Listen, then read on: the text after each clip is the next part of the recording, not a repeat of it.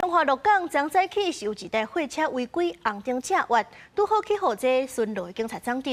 這台貨車煞是油門催淚要逃走，轉去弄到一個騎奧多拜的民眾，害人重傷死亡。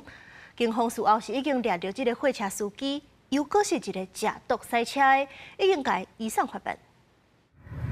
民眾騎機車佇路的，無張持後壁一台貨車駛真凶，直接衝過來，弄到這位騎機車的民眾，造成機車駕駛重傷死亡。這件事故就發生佇拜五頂埔中華鹿港的早市附近，當時民眾聽到車禍的聲音，攏驚一大跳。要11點落來嘛，要11點，弄一個這大聲。係啦，迄個真大聲，全家攏是遐散去啊。警方表示，當時巡邏車佇路的發現一台貨車違規紅燈正越，警察拍開警示聲，要求停車。想不到這位姓陳55年次的貨車駕駛竟然加速逃走，弄到一位騎機車的民眾了後，佫肇事逃逸。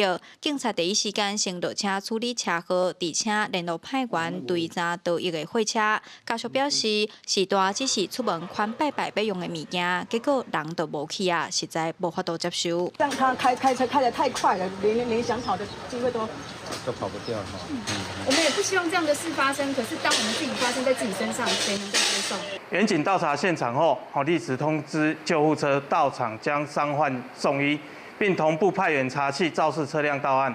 為傷者送醫後仍不治死亡，本分局立即報請彰化地檢署指揮偵辦。